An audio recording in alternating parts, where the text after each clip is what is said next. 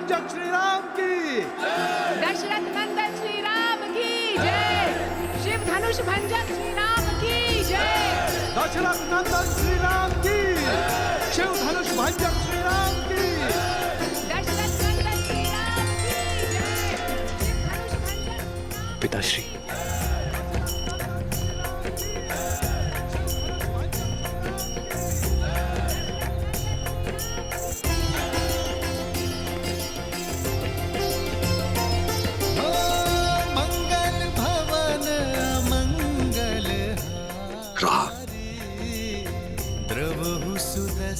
अयोध्या से जब विदा ली थी तो पुत्र तुम दशरथ नंदन थे,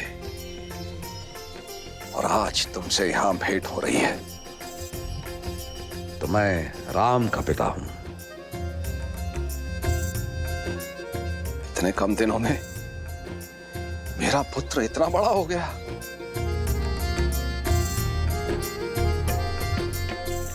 मेरा राम। आपकी चरणों की धूल के स्पर्श से ही ये सामर्थ्य पा सका हूं पिताश्री। इनका स्पर्श मुझसे आप भी नहीं छीन सकते। रघुकुल रीत सदा चली आई, प्राण जाए पर वचन पुत्र, तुम्हारा स्थान मेरे चरणों में नहीं, मेरे गले लग जाओ पुत्र। राम सिया राम जय जय राम, राम सिया राम जय जय राम, राम सिया राम जय जय राम, राम सिया राम जय जय राम। प्रणाम पिताश्री। पुत्र लक्ष्मण, आयुष्मान बाबा।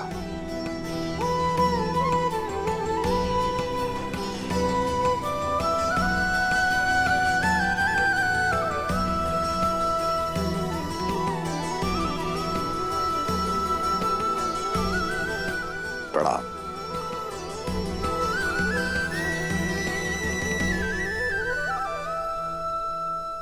भूलोक पर कोई माया या दिव्य प्रदर्शन नहीं, अन्यथा हमारा भांडा फूट जाएगा और मेरा भोग छूट जाएगा। अब वेश परिवर्तन करें।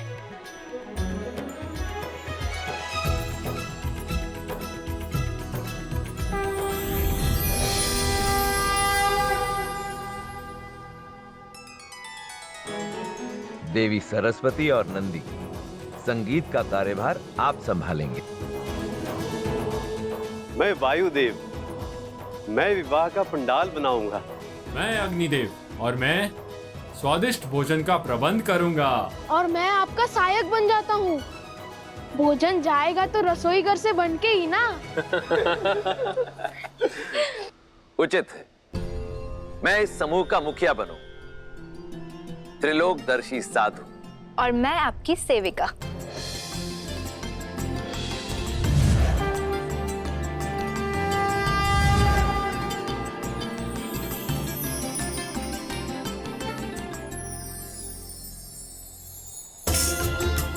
चलिए, प्रस्थान करने का समय हो गया।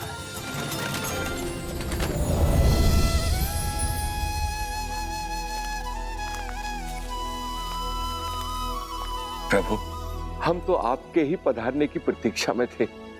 हर कल्प और हर राम अवतार की भांति क्या इस बार भी मुझे आपका मार्गदर्शन करने का सौभाग्य प्राप्त होगा? काकभूषुंडी, आपको ये प्रश्न पूछने की कोई आवश्यकता ही नहीं, क्योंकि जो स्वयं मेरे प्रभु श्री राम की कई जीवन लीलाओं का साक्षी बना, उनसे अच्छा मेरा मार्गदर्शन भला और कौन कर सकता है? प्रभु, मार्ग तो मां सीता और प्रभु राम दिखा रहा है इस संसार को। प्रेम का मार्ग, त्याग का मार्ग और समर्पण का मार्ग।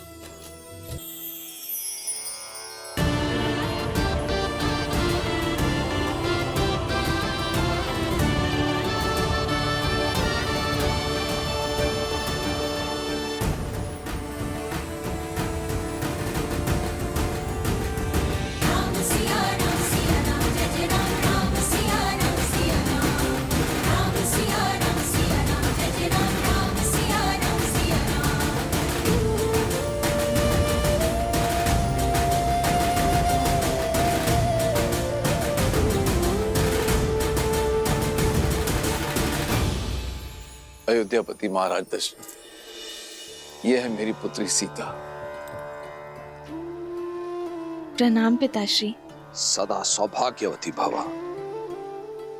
और क्या आशीर्वाद दूं तुम्हें पुत्री। रूपशील हो, गुणवती हो, और सात्विकता तो तुम्हारे मुख पर है ही। अपने तेज से अपनी अयोध्या को सदैव चमकाती रहना पुत्री।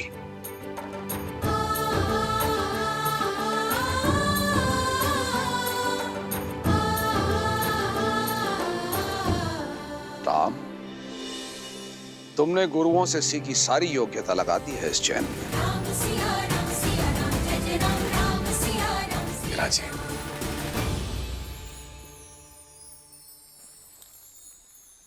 अयोध्यापति, अब मैं अपने परिवार से आपकी भेंट कराता हूं। सीता की माता से तो मिल ही चुके हैं आप। प्रणाम। ये मेरी छोटी पुत्री उर्मिला, ये मांडवी, श्रुतकीर्ति। ये दोनों मेरे अनुज कुशाध्वज की पुत्रियां हैं।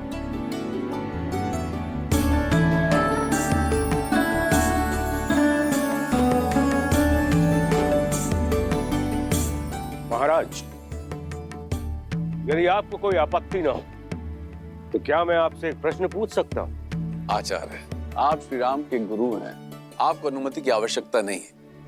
पूछिए, क्या पूछना चाहते हैं आप? महाराज, आपके कुल की पुत्रियां अनुपम तेज युक्त है, किंतु आपको कभी पुत्र प्राप्ति की इच्छा नहीं हुई?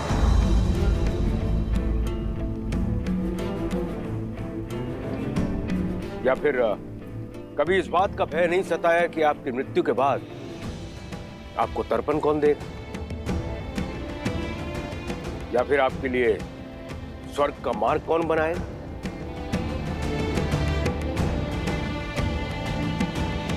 क्षमा चाहता हूं ऋषिवर, किंतु मैंने वेद, उपनिषद, स्मृतियों का गहन अध्ययन किया, किंतु कहीं भी ऐसा कोई उल्लेख नहीं कि पुत्रियों का मान, उनका पद, उनके अधिकार किसी भी रूप में पुत्रों से कम या नीचे होते हैं। न मान में, न पद में, न ही अधिकार में। मेरी पुत्री सीता ने केवल मुझे ही नहीं अपितु मिथिला को भी एक नया जीवन दिया। बंजर भूमि में अमृत की बूंद बनकर उभरी मेरी पुत्री सीता। जिस पुत्री ने मिथिला को नरक से बचाया, उस पुत्री के होते मुझे स्वर्ग की क्या चिंता ऋषिवर। और सत्य तो यह है, सीता के जन्म के बाद मैंने मृत्यु और मृत्यु के बाद की चिंता करना बंद कर दिया है। अद्भुत, अद्भुत मिथिला नरेश। आज मुझे मेरे एक और प्रश्न का उत्तर मिल गया।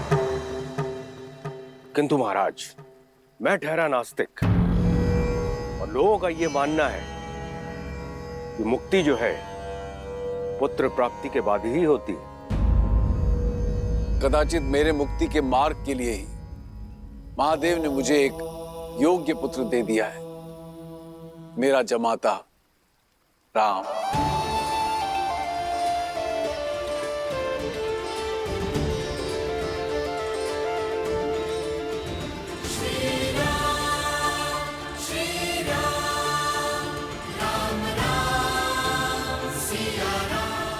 उचित कहा राजर्षि जनक। विवाह संबंध वर वधु के बीच ही नहीं, दो परिवार के बीच जुड़ता है। राम अब आप ही का पुत्र है। हम सबके बीच भी यही चर्चा चल रही थी मिथिलेश, कि क्यों ना आपको कुछ और पुत्र सौंप दिए जाएं। मैं आपका तात्पर्य नहीं समझा ऋषिवर। आपकी 4 पुत्रियां हैं जनक, और अयोध्या के 4 राजकुमार। इससे सुंदर संजोग और संबंध नहीं हो सकता। लक्ष्मण और उर्मिला, भरत और मांडवी, शत्रुघ्न और श्रुतकीर्ति का मेल आयु और गुण के अनुसार उत्तम होगा।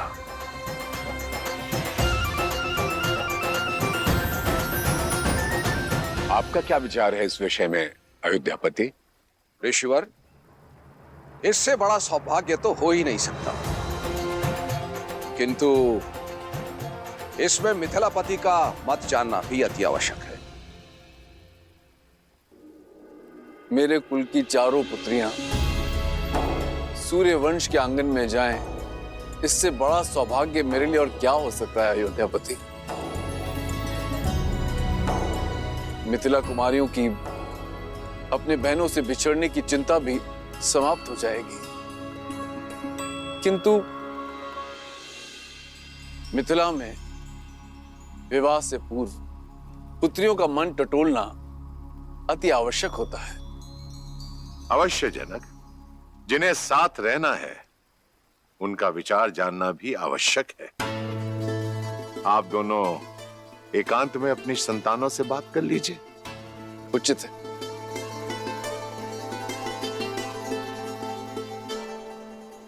बोलो अनुज, प्रसन्न हो?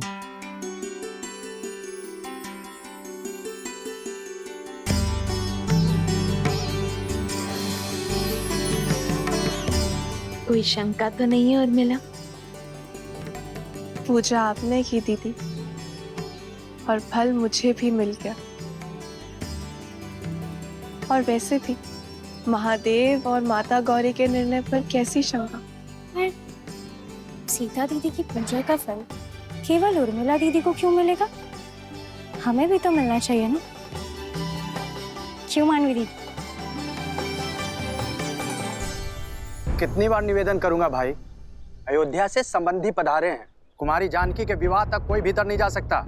आप लोग के भोजन का प्रबंध उधर उस पंडाल में किया गया है। भद्र, मैं भी तो कब से यही निवेदन कर रहा हूँ कि हम इसी शुभ विवाह के प्रबंध के लिए आए हैं। मैं आपको अपने दल का जब परिचय दूंगा ना, आप स्वयं समझ जाएंगे। इन दोनों को देखते हैं, ये दोनों संसार के सर्वश्रेष्ठ रसोइये हैं, और ये नन्हा सा नटखट बालक इनका सहयोगी है।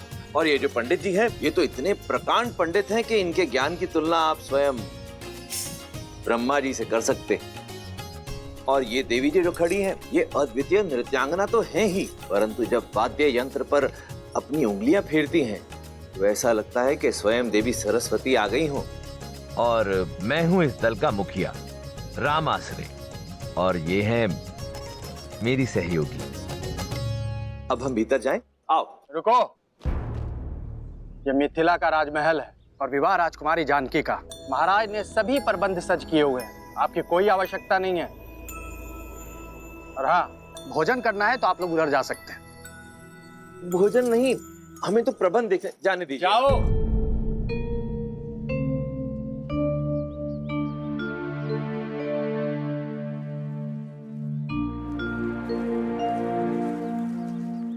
अब क्या करेंगे?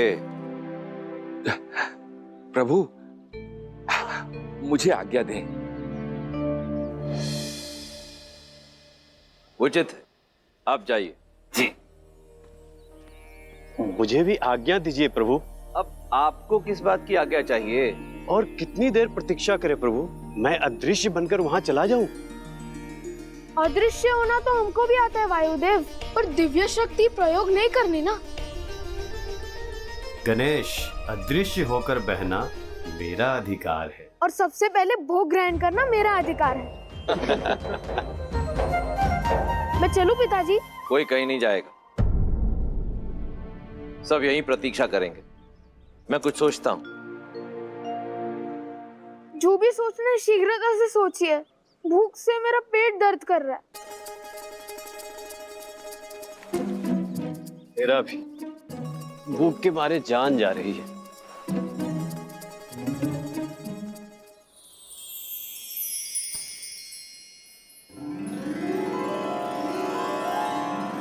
भूख से मुंह कुमला गया है पुत्र, ये लो खाओ। इस पे मेरा अधिकार। अरे तुम तो और भी ज्यादा भूखे लग रहे हो। लो ये पूरी टोकरी तुम ही रख लो। ये टोकरी का मैं क्या करूंगा माता, मुझे तो केवल ये रसीले फल चाहिए।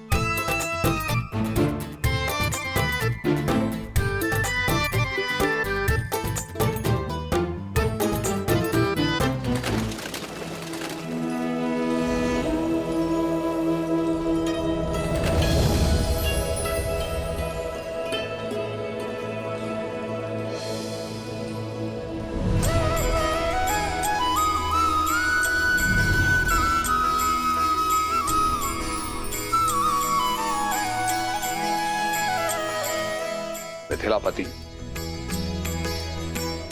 मेरे चारों पुत्र विवाह के लिए सज्ज हैं राजऋषि। मेरी पुत्रियां भी महाराज।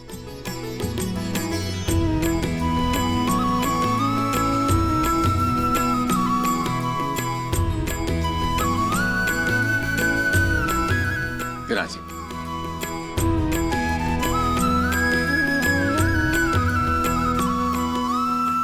तो राजगुरु सतानंद, आज्ञा गुरु जी। तो विवाह की तिथि निकलवाई जाए। मैं शीघ्र अति शीघ्र संसार के इस पावन मंगल विवाह की तिथि निकालता हूं। रुको सदानंद। बचे हुए त्रिकालदर्शी ज्ञानी महासंत हैं रामाश्रय। उनकी बताई तिथि में कण मात्र भी त्रुटि नहीं होती है। मेरे अनुरोध पर वे अपने समस्त शिष्यों के साथ यहां पधारे हुए हैं।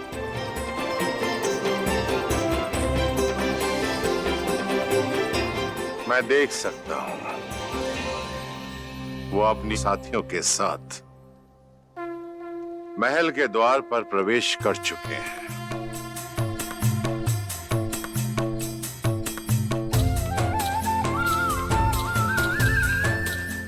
अद्भुत दृश्य है, अद्भुत।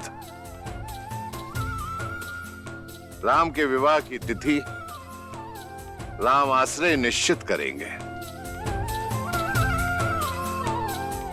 राम, जाओ जाकर उन्हें ससम्मान अंदर ले आओ। जी आचार्य। पुत्री सीता, उनके साथ उनकी एक सेविका और कुछ साथी भी हैं। उनका तुम स्वागत करो, मंगलमय होगा। जो आगे।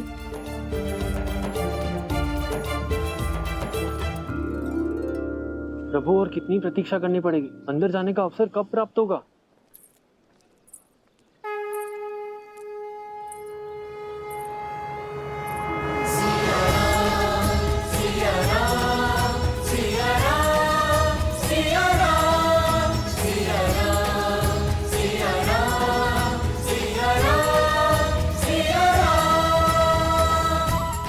हम सबकी प्रतीक्षा समाप्त,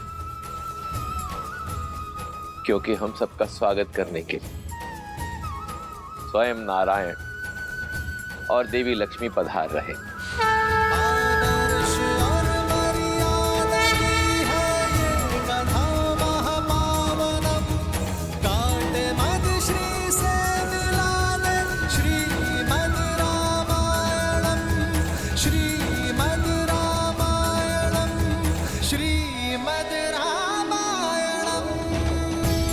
श्री राम आश्रय, इस राम आश्रय के तो भाग्य खुल गए कि स्वयं श्री राम उसे लेने के लिए आए।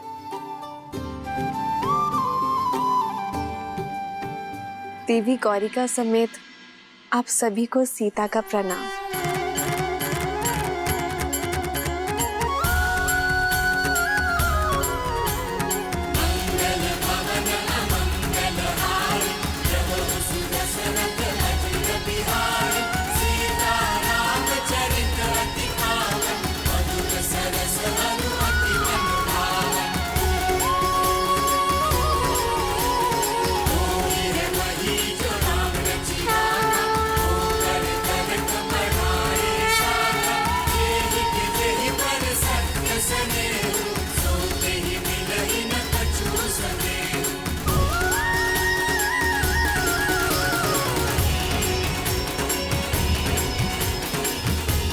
ये राम आश्रय आपको केवल ये भस्म ही दे सकता है, कृपया स्वीकार करें।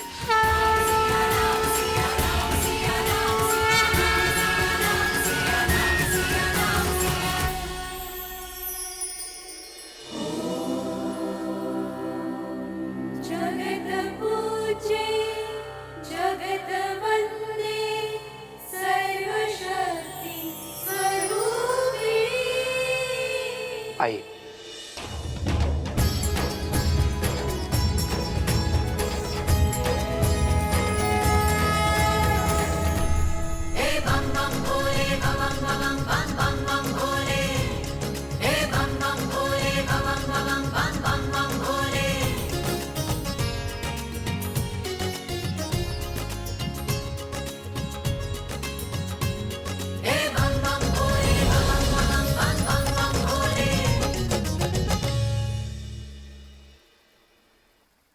महाराज, ऐसी माया तो बहुत से लोगों के हाथ में है, किंतु क्या ये केवल मनोरंजन के लिए है या फिर इसका कोई और अर्थ है? यदि मन में भावना सच्ची हो तो पाषाण में भी भगवान, और यदि भावना सच्ची ना हो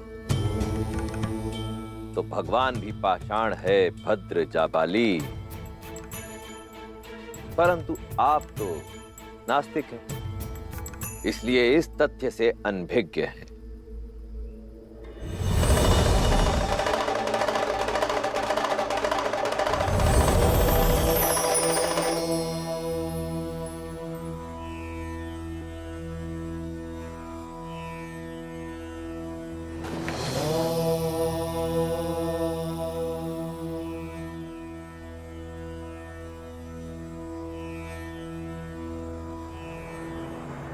असंभव।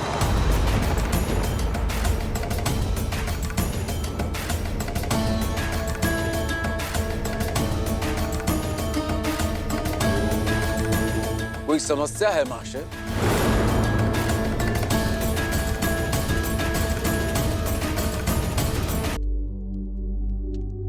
असंभव।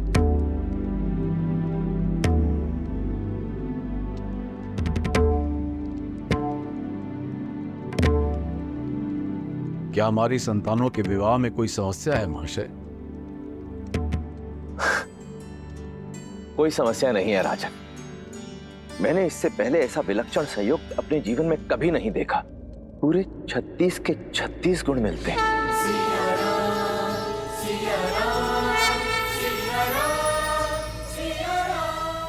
ऐसा प्रतीत होता है जैसे देवी सीता और श्री राम का साथ जन्मों जन्मों का है।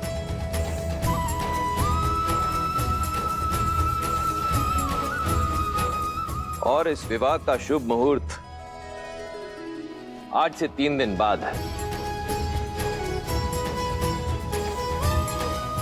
धन्यवाद संत श्री।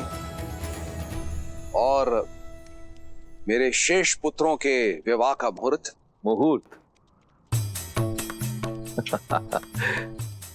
राजन, किस शुभ मुहूर्त की बात कर रहे हैं आप? जिनके मिलन को स्वयं महादेव ने रचा है, जिस क्षण का साक्षी बनने के लिए समस्त ब्रह्मांड सज रहा है, वो क्षण है श्री राम और देवी सीता के विवाह का मुहूर्त। अब भला इससे शुभ मुहूर्त और क्या हो सकता है?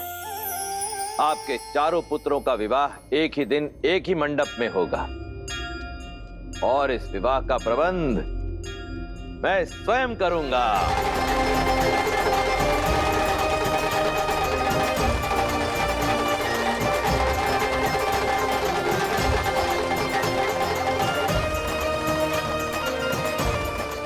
हम चारों भाइयों का विवाह एक ही दिन और एक ही मंडप में। भैया, शिवजी तो बड़े दयालु हैं।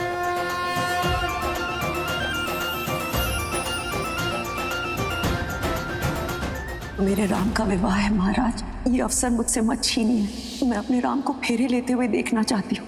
हमारे पुत्र भरत के विवाह में उसकी माता अवश्य उपस्थित होगी।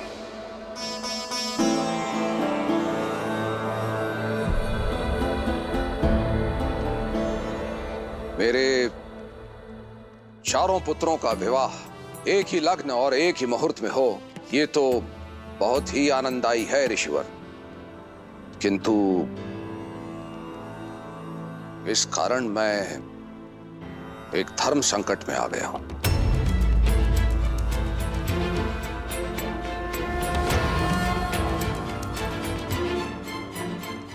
हमारे विवाह का मुहूर्त आपके लिए धर्म संकट पिताश्री? धर्म संकट का कारण विवाह का मुहूर्त नहीं है राम। धर्म संकट का कारण है एक वचन। तुम्हारी माता कैकेयी तुम्हारे विवाह की साक्षी होना चाहती थी, किंतु अयोध्या की रक्षा के कर्तव्य हेतु मैं उन्हें विवाह के लिए नहीं ला पाया, और उनका मन रखने के लिए मैंने उन्हें वचन दिया, भरत के विवाह में भरत की माता अवश्य सम्मिलित होगी। किंतु अब यह कैसे संभव है? जब तक विवाह की सूचना अयोध्या पहुंचेगी, विवाह का मुहूर्त तो हो जाएगा। आपका वचन नहीं टूटेगा पिताश्री।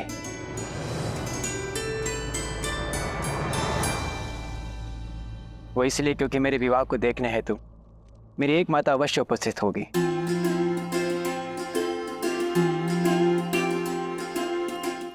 जिस क्षण राम भैया ने स्वयंवर जीतकर जनक नंदिनी को अपनी जीवन संगिनी माना, उसी क्षण मुझे भी एक माता और मिल गई।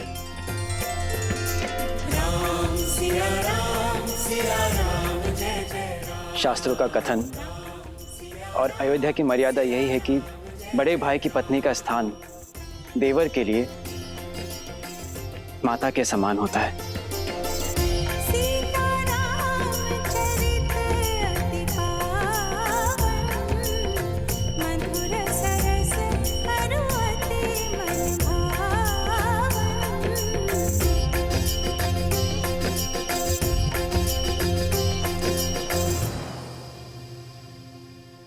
और मेरी माता मेरे विवाह में ही नहीं, मेरे विवाह की चर्चा में भी उपस्थित थे। माता, भैया ने सदैव पिता का स्नेह और सुरक्षा तो दी ही है, क्या आप भी उसी प्रकार अपने इस पुत्र पर आशीर्वाद बनाए रखेंगे?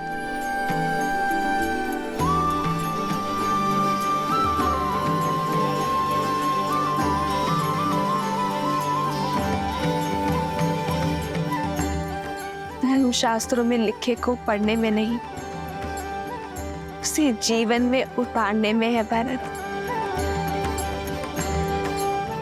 जितना पवित्र तुम्हारा मन है, उतना ही पवित्र और सुंदर संबंध दिया है तुमने आज मुझे।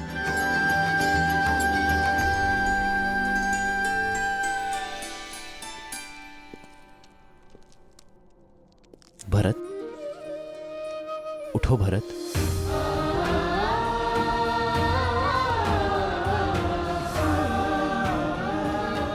मेरे भाई जैसा भाई मिले तो धर्म की पूर्ति के लिए संतान की आवश्यकता नहीं।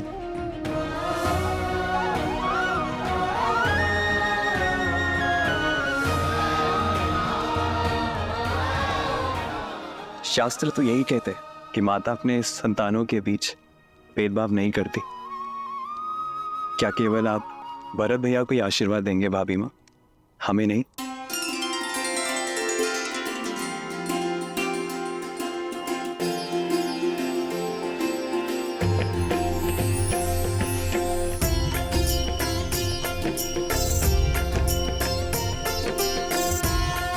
तो दशरथ नंदन और मिथिला की पुत्रियों के विवाह का प्रबंध किया जाए मिथिला नरेश।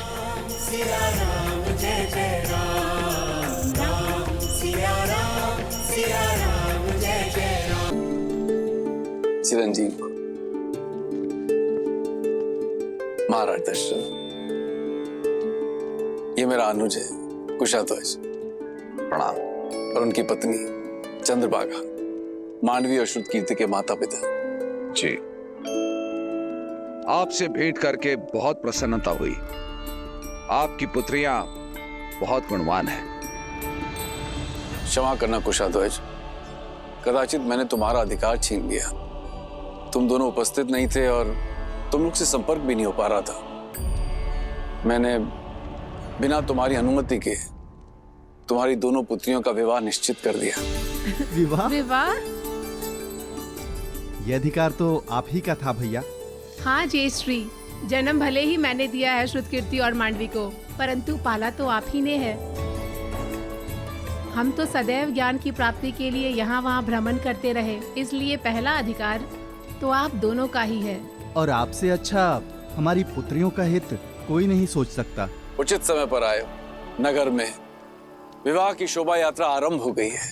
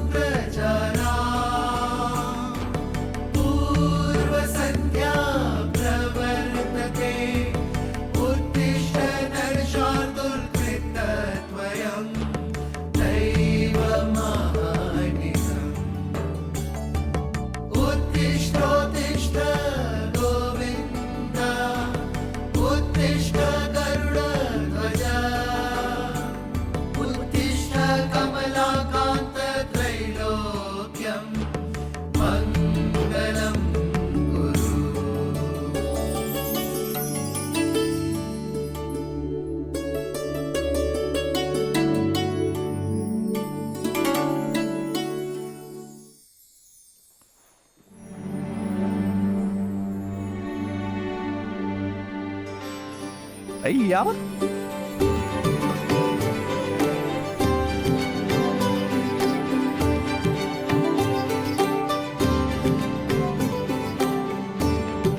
सज्ज हो जाइए भैया, आज से विवाह रीतियां आरंभ होने वाली हैं आपकी। जी हाँ भैया। केवल राम भैया की नहीं लक्ष्मण भैया, अब तो हम सब की होने वाली है। शुभ घड़ी तो है। इतने वर्षों से स्वतंत्र हमारा शत्रुघ्न इसी बंधन में तो बंधेगा।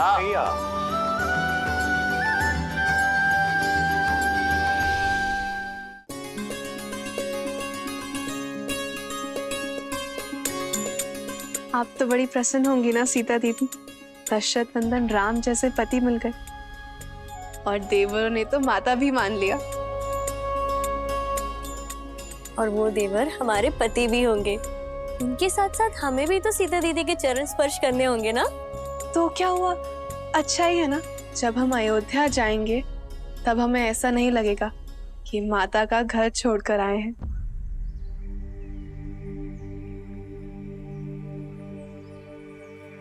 क्या हुआ दीदी, आप अचानक गंभीर हो गई? माता पिताश्री का विचार आया। वर्षों तक हमें लाड से पाला और अब अचानक हम सब उन्हें छोड़कर चले जाएंगे।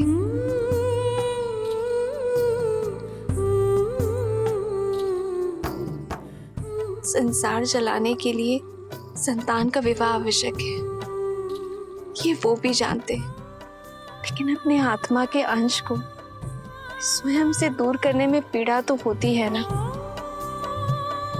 जाने क्या बीत रही होगी पिताश्री पर।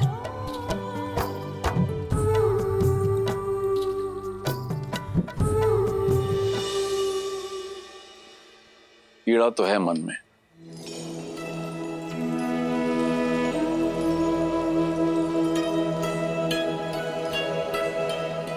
किंतु दशरथ नंदन जैसे पुत्रों को पाने का आनंद भी है। हाँ,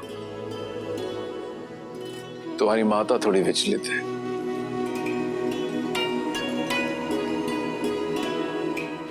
कहाँ एक पुत्री के विवाह की चिंता थी और कहाँ अकस्मात ही चारों पुत्रियां एक साथ विदा हो जाएंगी।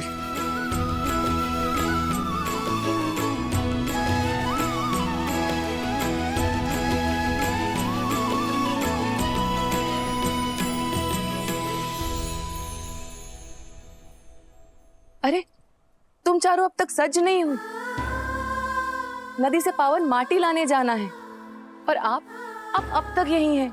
कितनी सारी तैयारियां करनी है, कितनी सारी रीतियां हैं। चलिए। माँ, हम सब सज हैं, बस आपको होना है। माँ, आप हमें बचपन में अपने साथ बिठाकर रंगोली सिखाती थी ना, आज फिर से करें।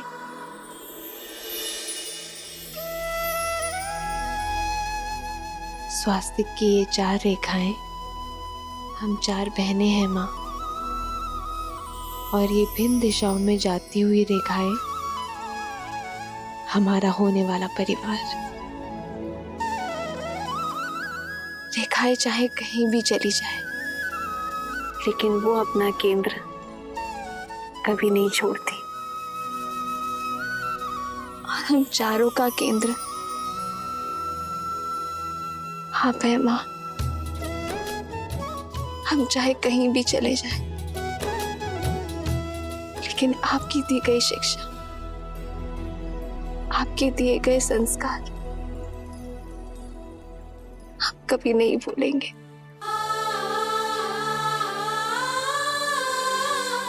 आपकी पुत्रियां मिथिला से दूर अवश्य जा रही हैं, लेकिन हमारे अंदर से मिथिला को कोई दूर नहीं कर सकता माँ। और जब हम दूर ही नहीं जा रहे हैं, तो फिर चिंता कैसी?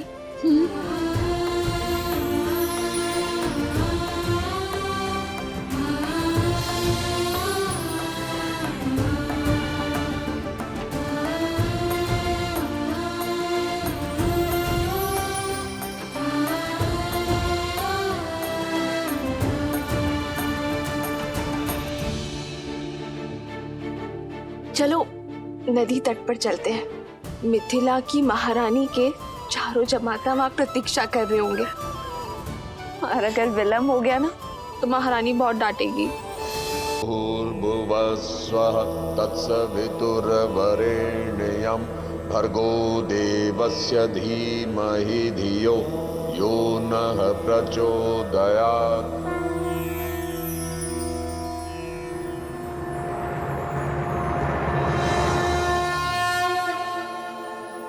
महाराज जनक अपनी पुत्रियों के साथ पधार चुके हैं।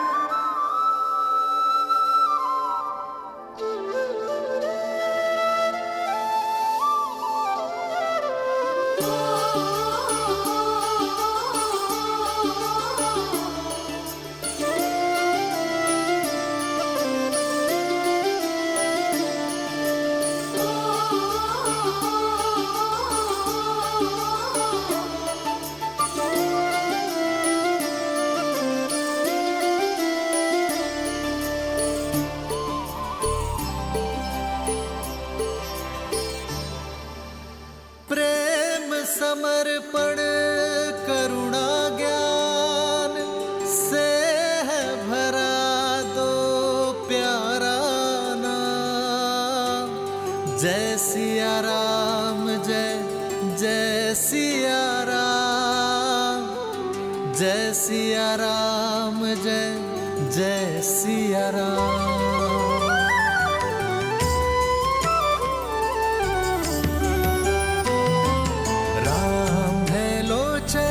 सीता दृष्टि, राम है बादल सीता वृष्टि।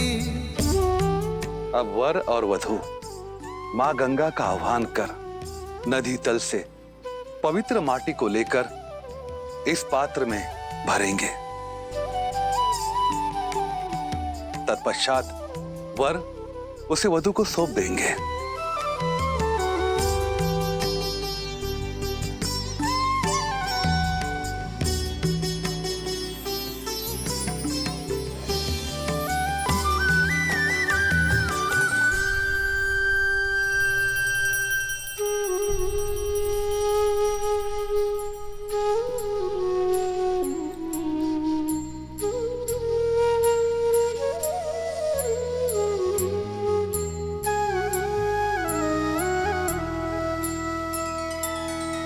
सिया राम ने माटी छुई, मन छुआ सम्मान ने। संबंध का निर्माण होता स्नेह आदर मान से। सिया राम, सिया राम, सिया राम, सिया राम, सिया राम, सिया राम, सिया राम, राम सिया राम, सिया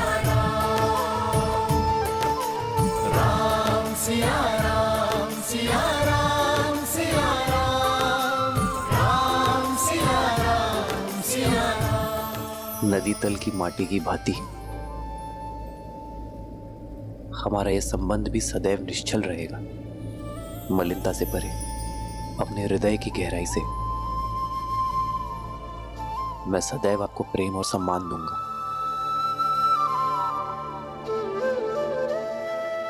ये माटी और अधिक पावन हो गई है क्योंकि इसे माँ अहिल्या और ताड़का की पीड़ा को हरने वाले श्री राम ने स्पर्श किया है। माटी के पावन होने का कारण कुछ और है कि केवल 8 वर्ष में शिव का धनुष उठाने वाली तेजस्विनी अपने जन्म से ही मिथिला की सारी पीड़ा हरने वाली भूमिजा ने इसे चुना है। राम सिया राम, सिया राम, सिया राम, राम सिया राम, सिया राम, सिया राम, सिया राम, सिया राम, सिया राम, राम सिया राम, सिया राम, सिया राम, सिया राम। दशरथ पुत्रो, आगे आओ।